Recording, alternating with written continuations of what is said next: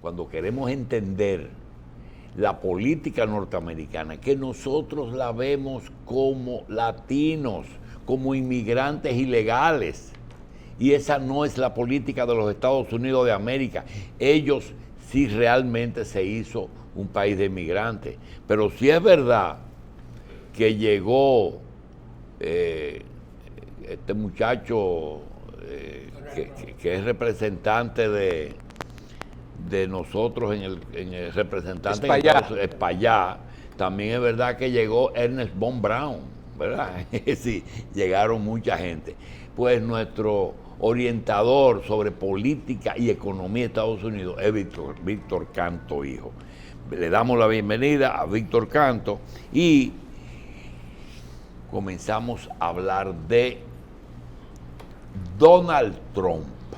Donald Trump va a una reelección y se dice que se debate entre un impeachment, es decir, en un cuestionamiento de parte del Congreso que lo conduzca a la salida del poder, o a una reelección que parece que no pierde de nadie.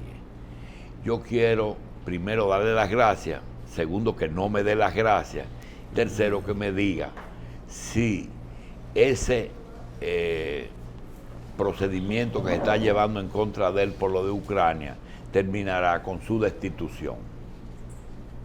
Yo pienso que no, pues lo que están haciendo es un proceso político, que ahora es un juicio político, pero como está organizado es que el Congreso acusa y el juez es el Senado. Entonces, ¿qué resulta? Que los demócratas controlan el Congreso. La Cámara de Diputados es que acusa y el Senado eso es lo que están haciendo ahora. Hace de juez. Sí, el juicio es en el Senado. ¿Y cómo está el Partido Republicano? Los demócratas controlan la Cámara de Diputados, de representantes. Y los republicanos controlan el Senado. Y acuérdate que la decisión del Senado, el juicio, lo va a presidir el presidente de la Suprema Corte, que preside el juicio. Pero el Senado es el que termina las reglas. Porque como es un juicio político, cada Cámara determina las reglas de juego. Por eso es que, por ejemplo, los republicanos ahora no pueden traer testigos sin que lo aprueben los demócratas. Y los demócratas controlan qué preguntas hacen en este proceso, pero cuando llega a la Cámara se vira la tortilla. Y el otro problema es que para poder interpelarlo tienen que tener 2/3 partes del Senado votar en favor de la interpelación. Los republicanos controlan 53 senadurías de 100. O sea que los demócratas tienen que convencer a 20 republicanos que para que voten. Ya tú me dices cuál es el resultado del proceso. Es decir, que no hay condiciones para eso. No, pero que no hay condiciones, ni legalmente hay nada. Porque es la opción de un presidente. Los presidentes norteamericanos constitucionalmente, ellos son los que determinan la política exterior. Bien, y los embajadores sirven a la discreción del presidente. Parece ser que el juicio no se concretará porque se van a necesitar unos votos en un lugar. Víctor, decía que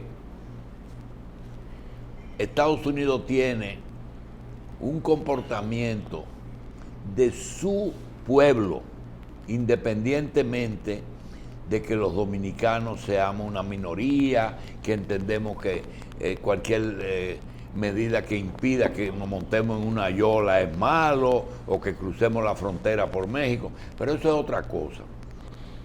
El tema es capital y trabajo. Él defiende la mano de obra norteamericana, pero resulta que el capital necesita de mano de obra menos cara, porque hay muchos, el salario del norteamericano no compite a menos que tú incluyas mano de obra subvaluada. También está la calidad, ¿verdad? Es decir, no es lo mismo un carro ensamblado en Detroit que un carro ensamblado en Venezuela o en Brasil. Dinos el tema de mano de obra y la defensa que Trump le hace a la mano de obra norteamericana.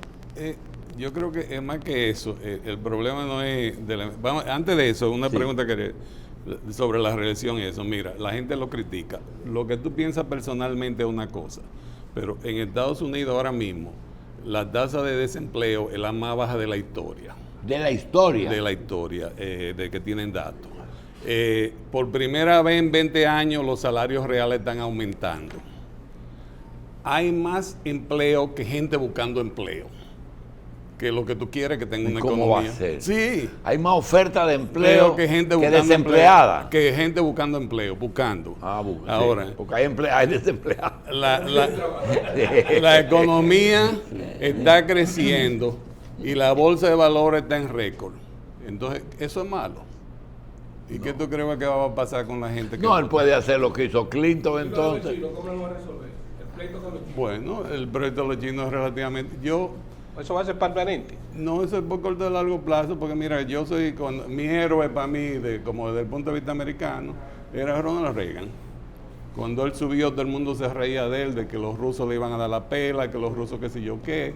Y yo recuerdo una vez que estábamos en una conversación y él haciendo el cuento cuando de Reykjavik, y él decía que, él dijo a Gorbachev, le dice, Mikhail, yo creo que seamos amigos, porque si no somos amigos, yo pienso ganar. Y le ganó. O sea, uno puede ser, existe la posibilidad de que los americanos ganen la guerra económica también, si tú reactivas la economía. Porque entonces, lo que tú dices de la cosa, uno mira el Tratado de México, del NAFTA original. Uno decía que los mexicanos se beneficiaban porque era mano de obra barata. Ya no es así. Porque con la competencia y la productividad, el salario real en México ha aumentado, subió. Y ahora, a pesar de que los sueldos son más caros en Estados Unidos, la productividad del trabajador, del obrero norteamericano ha aumentado dramáticamente. O sea, la productividad compensa muchas cosas. Hay una película que del viaje al pasado, de alguien que viaja al pasado y le dicen la pregunta, ¿quién va a ser presidente en los 80 de Estados Unidos? Y dice, Reagan. Dice, ese actor. Sí. Así era que le decían. Sí, así son. Un actor no solo eso, sino que un actor clase B. Que no era un protagonista. Pero mira, y cambió el mundo. Ese fenómeno de un empresario hasta con problemas con el fisco, que tuvo que meterse en el capítulo 11 en 2 ocasiones, y un presidente actor de segunda clase. ¿Cómo surgen esa gente en la política americana? Bueno, las circunstancias también, porque acuérdate, la gente se olvida de Reagan. Reagan fue gobernador y antes de eso era el presidente del gremio de los actores. O sea, cuando él llegó a candidato ya él tenía experiencia ejecutiva. Y lo de Donald Trump, tú lo tienes que ver en sentidos diferentes. Yo no lo estoy defendiendo en ese aspecto, porque yo no considero que eso es correcto. Pero mucha gente ve la bancarrota como un proceso de negocio. Hay algo bien interesante de él. Cuando uno de los negocios de él tenía problemas, uno de los hoteles, el papá quería prestarle un dinero, él le pidió un dinero prestado al papá. El papá fue al casino y compró $1 millón en ficha. Y se la llevó, nunca la jugó. ¿Por qué? Porque de acuerdo a las leyes, si se declara en bancarrota, lo de la ficha van primero que los acreedores de deuda. ¿Tú entiendes? O sea, todos esos son procesos legales, como estaba hablando, se contratan abogados y contables que le determinan la estrategia a seguir. O sea, la bancarrota es un instrumento económico. Mire, y Bloomberg no hace un intento de ir ahora, Bloomberg. Hizo una rueda de prensa. Él no va para parte. Es una rueda de prensa, dándose en el pecho. Y él puede financiar, como decía Julio, él tiene $40 mil millones, o sea que yo creo que él puede financiar su campaña. Es cierto que él era dueño de todo lo que se vendía en la secuela. No, el negocio de él es... Cuando era síndico, alcalde. No, el negocio de él es vender datos económicos en Wall Street. Hay una máquina, la Bloomberg, que tiene toda la información de todas las transacciones de compra, venta de acciones y todo eso. Ese es su negocio y eso tiene suficiente dinero. Pero los Bloomberg lo que tienen en contra de él es, él fue un buen alcalde. O sea, la ciudad funcionó. Tiene un poco de problema del dirigismo, él, como eso de que quería forzar a la gente a que no bebieran Coca-Cola y ese tipo de ideas que no son muy demócratas. Señor Canto, la reducción o la modificación en la forma de la asistencia económica directa, es decir, de los subsidios, de las ayudas, ¿no es algo que se pudiera revertir en contra de Trump o es algo que que definitivamente no ha afectado la economía norteamericana, el que se redirijan o se supriman algunas ayudas y salvamentos como hacía Obama? Pero es que la diferencia de eso, una gente habla de Obama, ahora el desempleo entre los negros, los latinos, es el más bajo de la historia, mucho más bajo que el de Obama. Los salarios están aumentando. Entonces yo le pregunto a propósito de médicos, ¿por qué la mayoría de los médicos que ejercen, es decir, que tienen licencia y cobran por sus servicios, estaban en contra de Obama y están muy a favor de Donald Trump? Bueno, porque Obamacare, lo que están tratando de hacer los demócratas ahora de hacer socializar la medicina, básicamente. Entonces tú vas a trabajar con controles de precios, no vas a poder cobrar lo que quieras y el servicio se va a caer. Porque yo lo que pregunto a ustedes que están aquí, ¿qué hace el gobierno que lo haga bien? Dime, una actividad que el gobierno haga bien hecha y eficiente. Una. Yo no quiero que ustedes me digan una, que no pueda hacer el sector privado mejor. Doctor, ¿por cuáles razones el presidente Trump se niega a ofrecer sus informes de pago de impuestos? Porque es algo privado. No por la evasión. No, y vamos a suponer que sea por la evasión, porque nunca. Entonces, si hubiera habido evasión, ¿por qué no lo han sometido? Él no tiene que dar su información privada a nadie. Por ejemplo, aquí yo vengo aquí, cuando tú alquilas un carro aquí, me piden la cédula, tarjeta de crédito, la licencia americana y quieren que yo dé el pasaporte. Y yo le digo, pero si yo le doy a ustedes toda esa información, le estoy dando toda la información para que me roben la identidad. Sí, pero es que él es el presidente de Estados Unidos, debe ser lo más transparente posible. Pero es que no hay ley a favor de lo que él dice. No hay ley que lo obligue a está eso. prohibido. Entonces pon una ley Pero ¿por que qué diga está que todos los candidatos tienen que poner y dar sus declaraciones juradas, porque ellos no lo tienen. Pero allá que está dar. prohibido, allá no hay cédula para no fichar a las personas. ¿Por Exactamente, qué? por la libertad individual. Eso viene de la... Y la libertad quiere decir desconocer al ciudadano. No, la libertad Allá quiere- te conoce por el seguro social, más Sí, nada. que no hay un estado dirigista que controle toda la información. Eso es lo que está en contra ya. Eso es lo que crearon en los Estados Unidos. Eso es algo que defiende personalmente. Y a ellos no transigen con No. Si tú quieres que determine que entreguen los impuestos, entonces pasa una ley, porque el Congreso tiene la potestad de pasar la ley y diga que todos los políticos tienen que entregar su Donald Trump se queda. Yo pienso que sí. Y gana. Yo creo que él Le gana. gana a los chinos también. Puede ser, vamos a ver. Pero mientras tanto, por ejemplo, la gente se ríe de él, porque es Víctor, cuando me llamaron ayer, te guardamos una pregunta. Sí. ¿Por qué nosotros, que estamos en medio de un mar de leva en América Latina, y ahí desarrolla el tema, por qué todavía este país sobrevive? ¿Basado en qué? bien fácil. En los últimos, cuando vino la recesión económica financiera, acuérdate, se cayeron, había el superciclo de commodity, de grano, de la commodity, eso, se cae. ¿Y qué produce la América del Sur? ¿Qué producen todos esos países? Lo que producen son las comodidades y los commodities, pero no dan servicio. Nosotros somos una economía de servicio. Al caerse, nosotros no nos ha hecho impacto el servicio, porque aquí la mayoría del ingreso es a través de turismo, ese tipo de economía. O sea, en los últimos 10 años, el país ha tenido una gran ventaja de que ha tenido el viento a su favor. Porque lo que ha pasado después de la recesión económica, los servicios son los que han aumentado y los países productores de bienes primarios son los que han salido perjudicados. Y en América del Sur, la mayoría de ellos tienen productos de bienes primarios y son los que han sido afectados negativamente. Yo pienso de que, por ejemplo, si Trump pierde y ganan los republicanos, ustedes ven la propuesta que ellos tienen de aumentar los impuestos, el impuesto a la riqueza y todo eso, yo creo que la economía se va a caer y va a afectar negativamente a la economía mundial. Y eso va a afectar dramáticamente, podría afectar dramáticamente a una economía de servicios como la de nosotros. Porque si hay recesión económica en Estados Unidos, ¿qué va a pasar con el turismo dominicano que viene de la República Dominicana? O sea, muchas de las cosas que han pasado aquí, el bienestar económico, no es necesariamente, no digo, el producto de la política que ha hecho el gobierno dominicano. También los factores internacionales afectan. Mire, aunque usted reside en Estados Unidos, ¿no? Sí.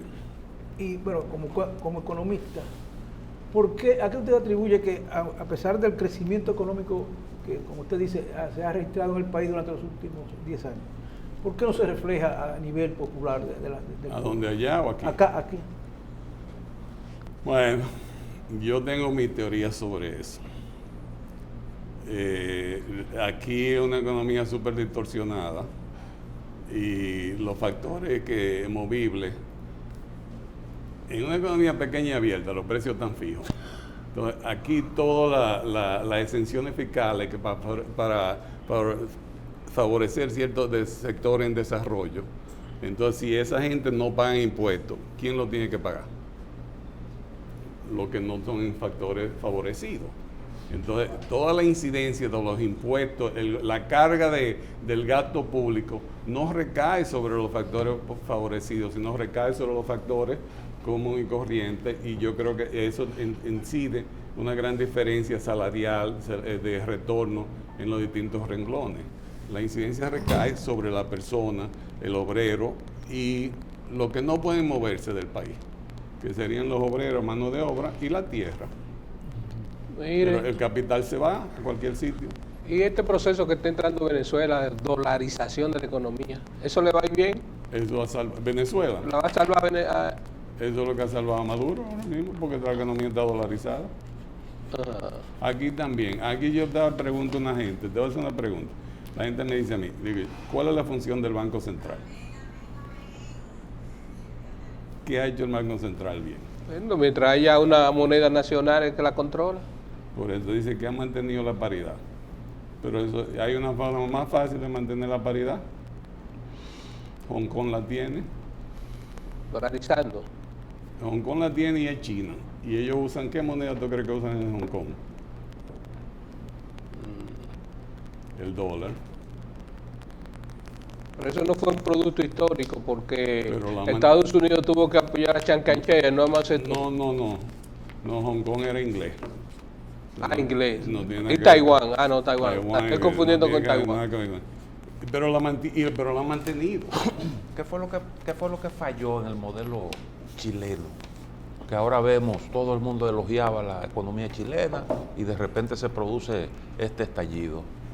Yo creo, mi opinión es que en el punto, a nivel mundial, lo que yo digo es la política de la envidia. De la envidia. Sí. Hay los problemas de clases sociales, ese tipo de cosas. Tú lo miras de una manera bien sencilla como yo lo veo. ¿Cuántos hijos pródigos puede tener una familia? Originalmente nada más uno. Por eso, alguien tiene que trabajar. Entonces tú no puedes repartirlo todo en la vida. Porque si tú me vas a quitar lo mío para dárselo a otra persona, yo no voy a trabajar. Entonces tú ves lo que está pasando en Chile ahora, que todo el mundo se cree de que todos son un derecho humano, que todo le toca. Lo que están protestando, el problema de ahí es político, porque los que empezaron la protesta en Chile, protestas políticas, ¿quiénes fueron? Los estudiantes que no pagan por el transporte. Y ellos estaban protestando por el costo del Pero transporte. tienen que endeudarse prácticamente para toda la vida para cursar el estudio en la universidad. Así es la vida. La educación cuesta, entonces si no es rentable no lo haga. Porque, por ejemplo, si tú te vas a meter en un negocio, ¿para qué tú vas a pagar a hacer una carrera donde no va a ser rentable, que no va a poder producir para pagar lo que te ha costado la educación? Porque alguien tiene que pagar por ella. O sea, no todo el mundo... ¿Y la inconformidad con las pensiones? ¿Con cuál pensiones? Bueno, ahorra.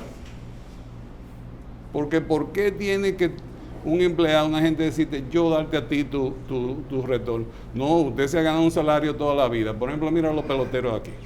Todos los peloteros. ¿Cuántos peloteros hay que están pobres? Con todos los millones que se ganaron. Entonces, uno dice... ¿Por qué? ¿Por qué? Porque mal administrado. Mal administrado. Y no pensaron en el futuro. O sea, cuando uno trabaja, uno tiene que ahorrar. Y por ejemplo, y uno... Eso pasa en Estados Unidos también. Un Claro, por ciento en muy todas alto de las partes. estrellas que alcanzaron el estrellato, casi el Eso 80%, pasa en el 90%, todas partes. terminan en la pobreza. Y uno hace decisiones en la vida. Porque, por ejemplo, a mí me pasó una vez, una gente me decían, unos amigos me decían, yo mandé a mis hijas a escuela privada. Y me decían, qué bueno poder tener dinero para mandar a escuela privada. Digo, sí, pero yo no manejo carro de $100,000. Yo ando en mi carrito americano, porque para mí lo importante es la educación de mis hijos. O sea, uno hace decisiones en la vida. ¿Por qué tiene que ser el gobierno que haga esas decisiones por ti? Entonces, ¿usted cree que hay mucho populismo? No, lo que hay es mucho nanny, como es dirigismo del gobierno. Porque lo que están hablando hoy de la educación. La educación tiene que ser algo de los padres, no es del gobierno, no es nadie. Usted va y dice, estos son mis hijos. Porque te voy a dar un ejemplo. ¿Por qué las academias de béisbol aquí funcionan? Porque los padres se preocupan por llevarlo y pagar. Ajá. ¿Y por qué? Que tiene Claro, futuro. Porque si llega a Grandes Ligas, ¿qué va a pasar? Es una inversión que están haciendo. O sea, hay un incentivo y saben lo que va a pasar. Entonces, lo que uno tiene que dar aquí es el incentivo de que la gente diga, si yo voy a la escuela, voy a progresar y voy a poder competir en el mundo. No, porque, por ejemplo, yo no sé ahora, yo veo cierto, yo di clase, yo veo la educación no solo aquí, en Estados Unidos y eso, gente que son universitarios, que escriben, que yo digo que tienen hasta falta de ortografía conversando, de lo mal que escriben. Tú vas a una gente aquí a un McDonald's, y tú ves gente que son graduados de cosas, y no te pueden sumar nada, no te escriben correctamente. Aquí la gente ya no se quema, yo no sé aquí. En Estados Unidos la gente no lo queman.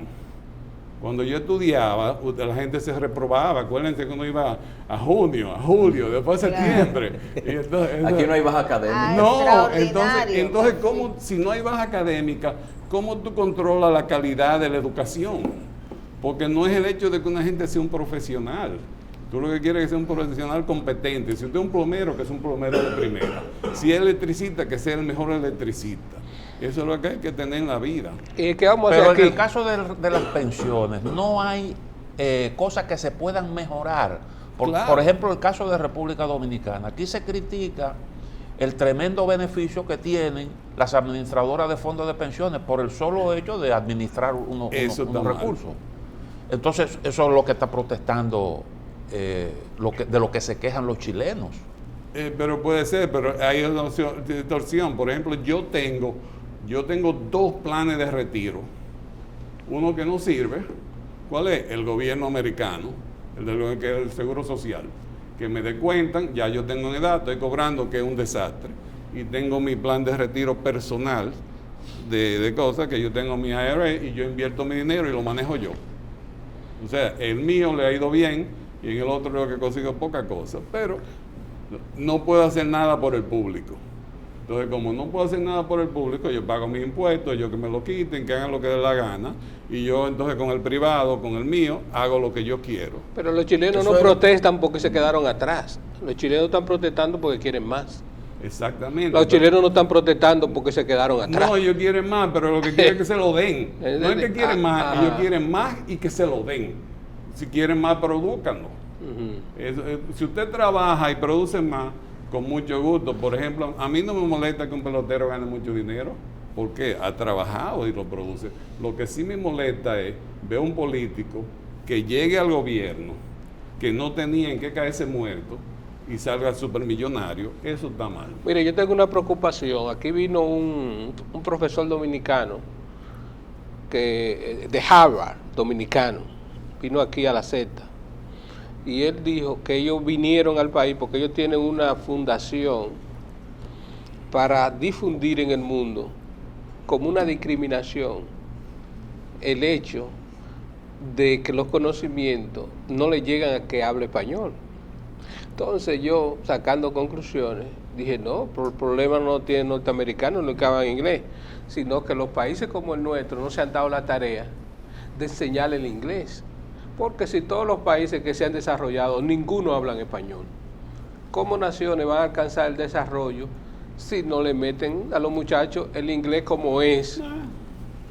Como los chinos tienen 300 millones o más de personas que hablan inglés. Entonces, ¿cuándo nosotros, los países como el nuestro, van a coger ese camino de que no va a llegar conocimiento en este idioma?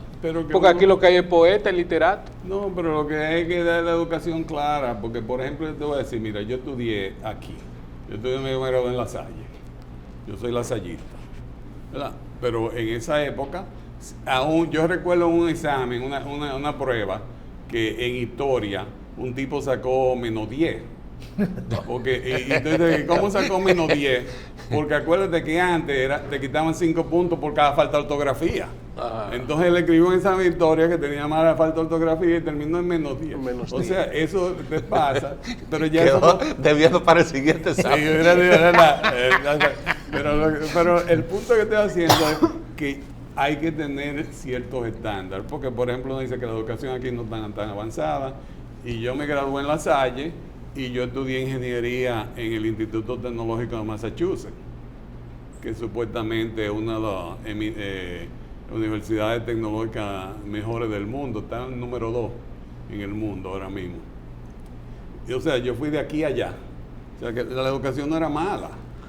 Sí, los jóvenes estudian y no encuentran empleo porque están estudiando lo mismo, no lo que está demandando el mercado y la sociedad. No, pero también no encuentran empleo, pero ya viene entonces el problema macroeconómico.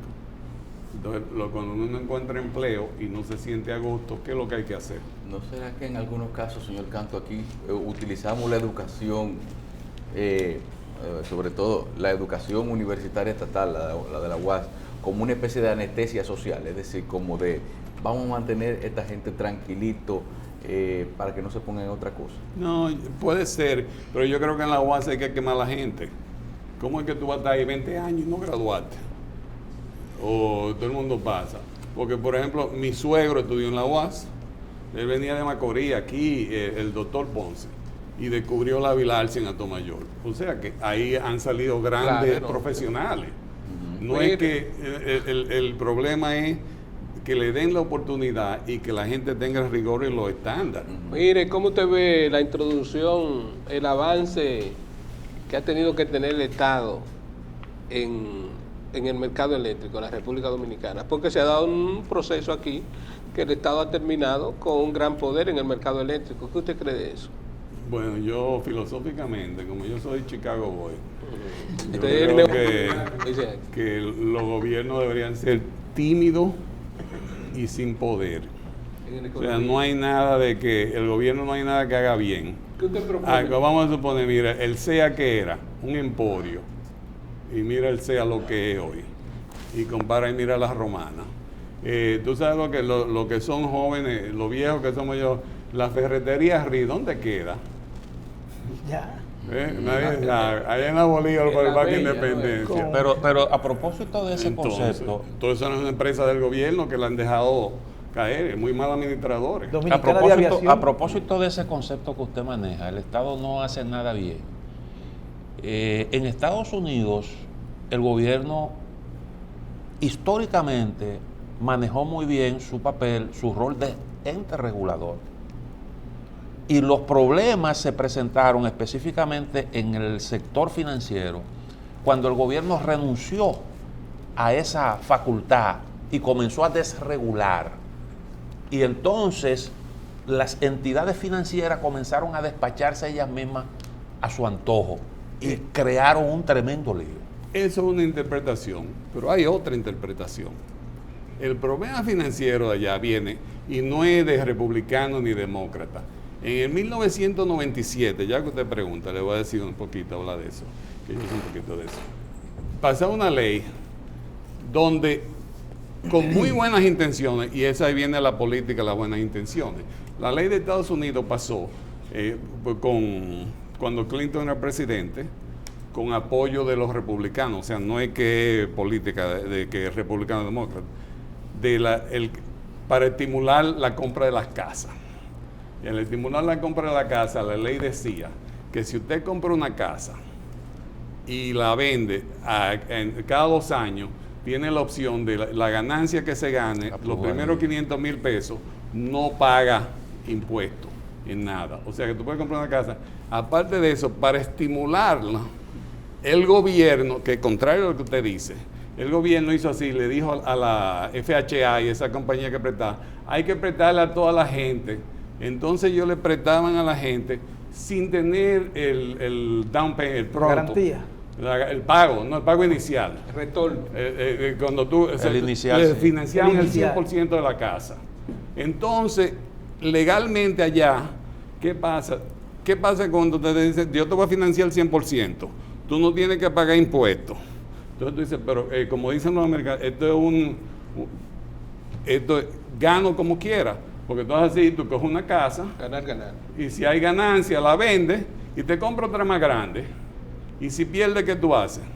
Si la casa baja de valor y tú no diste ni un chele de pago. No ¿qué? perdiste nada. ¿Eh? No perdiste nada. Nada, te va. Le entrega la casa al banco. Y eso fue lo que pasó. Cuando las casas estaban subiendo de precio, todo el mundo se metía a comprar casa y comprar la casa más grande, que porque estaban subiendo y que si yo qué. Cuando el mercado de inmobiliario Se desplomó. llegó al tope, que empezó a bajar, ¿qué pasó? La gente dice, pero esto no vale la pena. Yo no voy a pagar intereses, yo no voy a pagar al banco mensualidades cuando mi casa perdía el valor.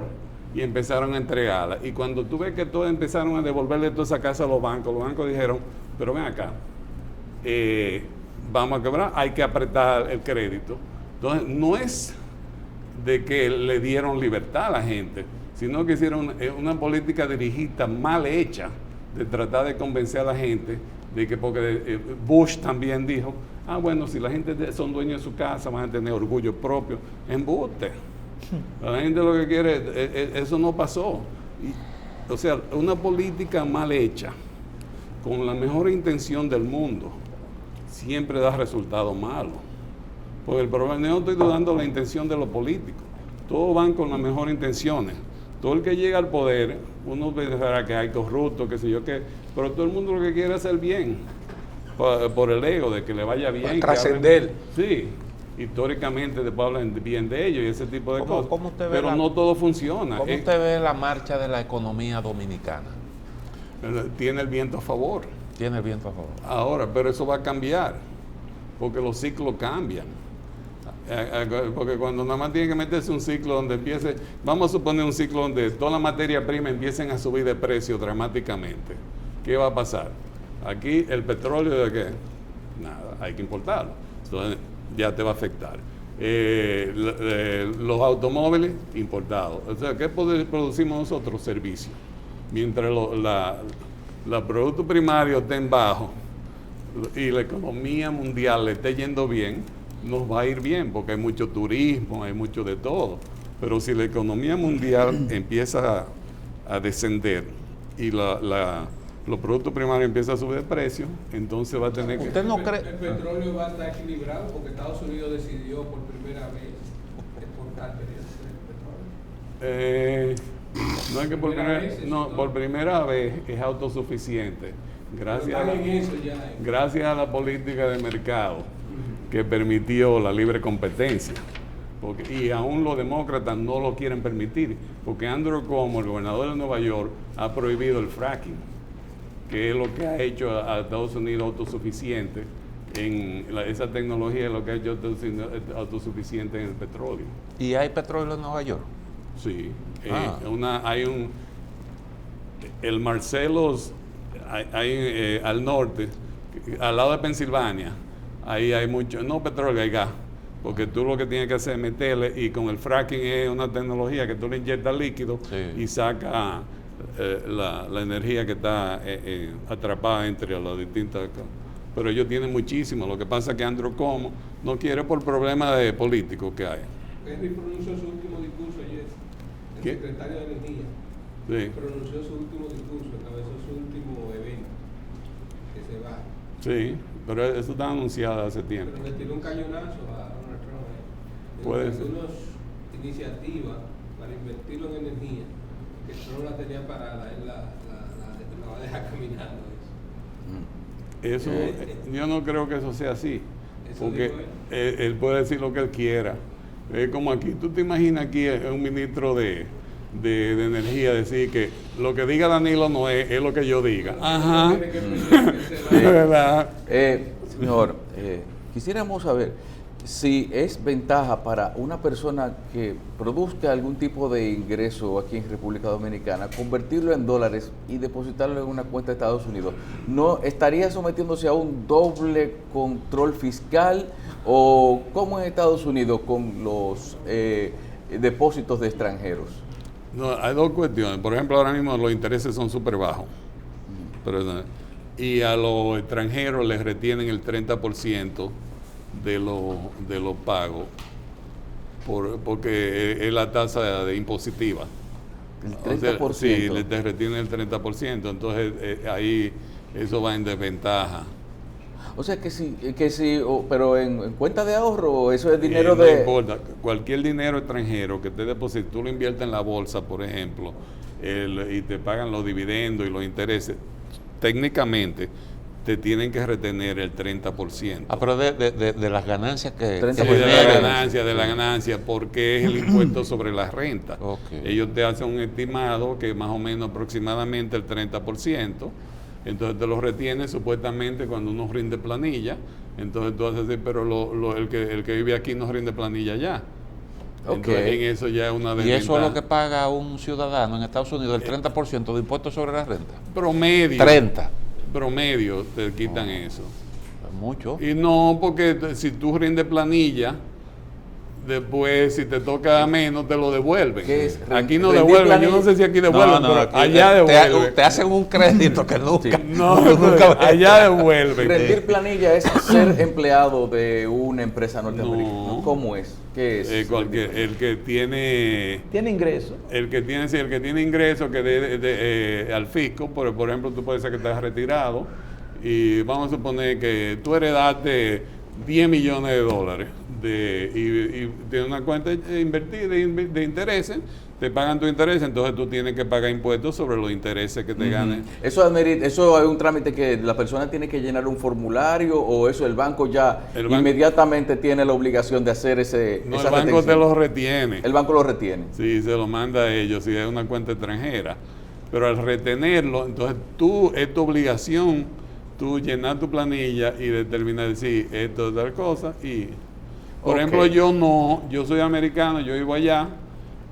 Ellos lo que hace el banco es le manda al impuesto de la renta, Víctor Canto o mi de Seguro Social, recibió tanto de intereses. Si yo no lo reporto, el banco lo reportó. Ok. Y entonces, Por ejemplo, si yo viajo con una visa de turista y digo, voy a hacer un ahorrito en dólares, déjame sacar 500. Sí. Voy a un banco de allá, digo, ok, quiero abrir una cuenta de ahorros. Entonces, el banco puede abrirle una cuenta de ahorros a una persona no residente. Sí, pero no sé ahora, no te puedo decir exactamente, porque por ejemplo en Europa, yo te puedo decir eso, sí de ser de Europa, que a los americanos los bancos no lo están aceptando. Y la razón por la cual no están aceptando a los americanos es porque los acuerdos internacionales tienen que estar reportados con el lavado de dólares. Hay muchas restricciones. Por ejemplo, yo no tengo cuenta aquí de cheque, porque tener una cuenta de cheque en República Dominicana conlleva para mí un papeleo extraordinario todos los años. Porque si tengo dinero aquí, tengo que decir qué dinero tengo, justificarlo, que no es lavado de dólares. Y no es por lavado de dólares. Formalidad. No tengo cuenta de cheque porque yo no quiero ese problema. Dígame una cosa, ¿Donald Trump va a terminar su mandato? Yo creo que no termina, yo creo que gana. Que gana. Que se reelige. Yo creo que gana. Se reelige. Bien. Y estos celos de los norteamericanos norteamericanos sobre la presencia de los chinos en República Dominicana? ¿Cómo usted la ve? Bueno, esos son problemas geopolíticos. Que yo, tú quieres un vecino al lado tuyo que esté en contra tuya.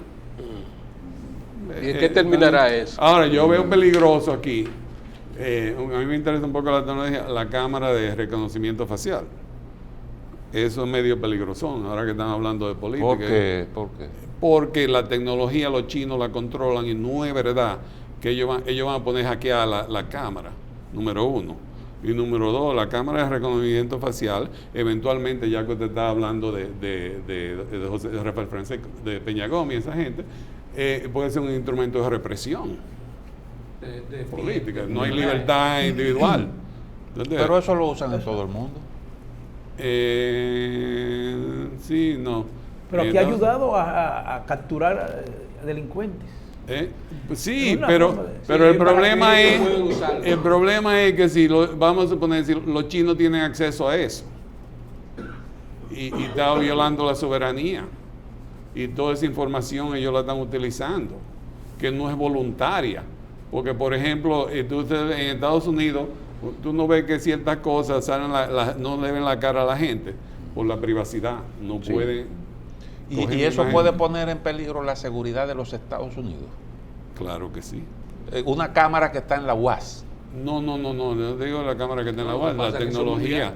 Cuando tú empiezas a usar la tecnología en todas partes. Eso es mundial. No, eso puede ocurrir Vamos con a la suponer- tecnología vamos a norteamericana suponer- también. Vamos a ver, te voy a poner un ejemplo que no sea el de aquí, vamos a alejarnos un poquito. Ok. Que la pongan en todas las esquinas en Venezuela. Entonces, ¿qué tú crees? Que Maduro va a poder controlar y saber quién está haciendo qué. Y entonces, mira, en la protesta le toman la cámara y dicen, mira, este es de lo que está protestando en contra del régimen. Y los chinos le pasan la información al Servicio de Seguridad de Maduro y van, ¡pum!, y se lo llevan. ¿Puede pasar eso? Sí. Tal vez, yo no sé. Gracias a Víctor Canto, economista, por estar con nosotros, muy aclarándonos todas esas situaciones. Vamos a una pausa.